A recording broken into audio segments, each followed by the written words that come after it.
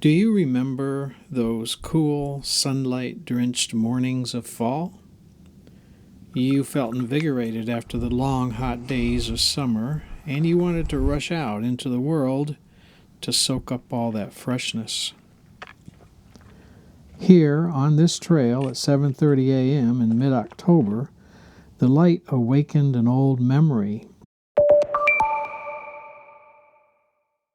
It was as if I was being visited by the ghost of Christmas past with his dire, dark warnings and his time travel tricks. For the world was so different then. Now, at 70, I can barely recognize the person I was all those years ago. But the memory, well, that's as fresh as if it happened yesterday.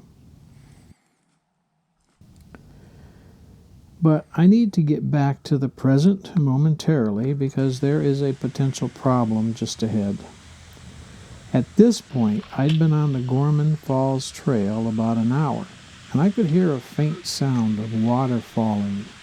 I'd read about the slick rock leading to the falls, so I took firm hold on the cable and inched myself down the rocky gauntlet. Keep your feet sideways to the trail, I thought to myself, and before I knew it, there were the falls.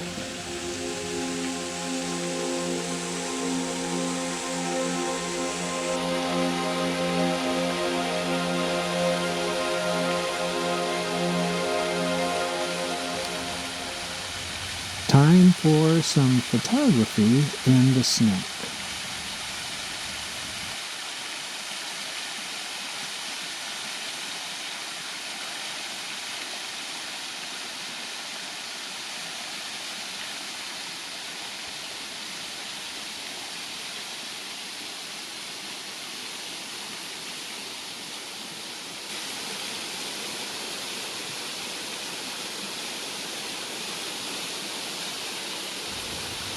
After recording photos and video, I set my sights on the trail to Gorman Spring. By most accounts, it is an easy trail, although the connecting trail segment from the Gorman Falls Trail is quite rugged. But you are through the worst of it when you reach the gravel road that leads to a verdant, cool trail at the bottom of a hill. Years ago, though, the trail I was on was far from cool.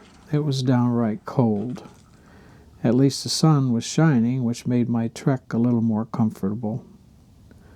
So there I was, bathed in this late autumn light, much like what I was experiencing today on this Gorman Spring Trail. I was making my way through a cedar and pine forest. There was frost in the shadows on the ground, and the deciduous trees had long ago lost their leaves. A stiff wind came from the north, and I heard the eerie sound of creaking tree limbs rubbing against some less flexible surface. My nose and cheeks were cold red, and my hands were beginning to feel winter's bite.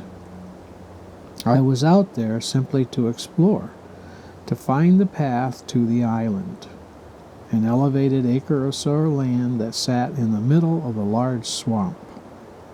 On the island, there were the remains of an old stone house. People said a hermit had lived there in the 1930s, and there were rumors of stashed treasure. I had been there before and was well convinced there wasn't any treasure. But I wanted to sit in the place, to feel what it must have felt like on such a cold autumn day, and to imagine a hermit's life. I was 12 at the time, so I was well practiced in imagining. The swamp was not frozen over yet, so I searched for the one land bridge I knew was out there somewhere. but hours passed, and I grew tired and colder. Time seemed frozen like the air. Every approach I made ended in failure, until I wasn't even sure an island existed out there. The sky went gray and the sun faded away. I could tell by the wind that a storm was coming.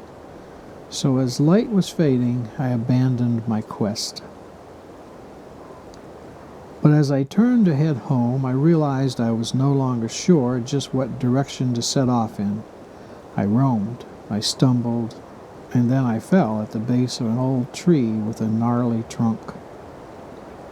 I was lost, and I remember thinking I was experiencing the aloneness much like a hermit would feel.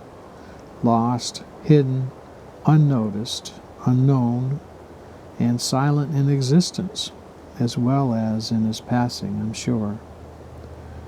My mind went blank. I stopped thinking and just sat there by that old tree. I don't know how long I was there, but when I found thought again, I was walking, heading in some predetermined direction that I just assumed would take me home. And it did. So you see, we know things. Sometimes we just have to get out of our heads.